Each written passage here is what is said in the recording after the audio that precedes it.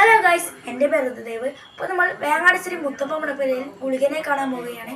അപ്പോൾ ഈ വീഡിയോയിൽ ഗുളികൻ്റെ ഐതിഹ്യം കൂടി ഉണ്ടാവും. അപ്പോൾ നമുക്ക് നേരെ വീഡിയോയിലേക്ക് കിടക്കാം.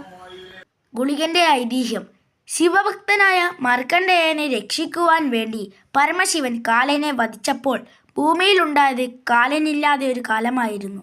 തൽഫലമായി ഭൂമിദേവി താങ്ങാനാകാത്ത ഭാരം കൊണ്ട് ബുദ്ധിമുട്ടുകയും ദേവന്മാരോട് പരാതി പറയുകയും ചെയ്തു. ദേവന്മാർ അത് മഹാദേവനോട് പരാതി പറഞ്ഞു.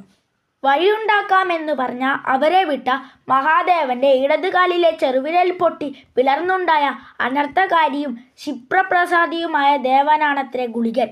ത്രിശൂലവും കാലപാശവും നൽകി ശിവൻ ഗുളികനെ കാലന്റെ പ്രവൃത്തി ചെയ്യാൻ ഭൂമിയിലേക്ക് അയച്ചു.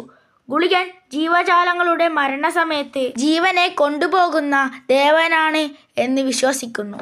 കാലൻ, അന്തകൻ, യമൻ, കാലാന്തകൻ എന്നീ പേരുകളിലും ഗുളികൻ അറിയപ്പെടുന്നു. ഗുളികന്റെ നടത്തം പൊയ്ക്കാലുകളിലാണ്. നാഗവംശത്തിൽപ്പെട്ട രൂപമാണ് ഗുളികന്. പാമ്പിന്റെ ഭക്തിയുമായി മുടിക്കും മുഖത്തിനും ബന്ധമുണ്ട്. മലയ സമുദായക്കാരുടെ പ്രധാന ആരാധനാമൂർത്തിയാണ് ഗുളികൻ. മറ്റാരേക്കാളും ഇവരുടെ പൂജയിലാണ് ഗുളികൻ പ്രീതനാവുന്നതത്രേ. വെടിയിലും പുകയിലും കരിയിലും നാനാ കർമ്മങ്ങളിലും വസിക്കുന്ന ദേവനാണ് എന്നാണ് തെയ്യത്തിൻ്റെ വാമൊഴി. ദൈവങ്ങൾ വരെ ഗുളികനെ നോക്കാൻ ഭയപ്പെട്ടിരുന്നു. ഒരിക്കൽ ശിവനും പാർവതിയും നടക്കുവാൻ പോയ സമയത്ത് പാർവതി ഇക്കാര്യം പറയുകയും ശിവൻ ഗുളികനെ അപ്പോൾ തന്നെ ഭൂമിയിലേക്ക് അയച്ചു അത്രേ.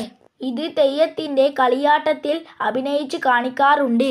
ഗുളികന്റെ പേരുകേട്ട കാവാണ് നീലേശ്വരത്തിനടുത്തുള്ള ബങ്കണ കാവ്. Thank you for watching.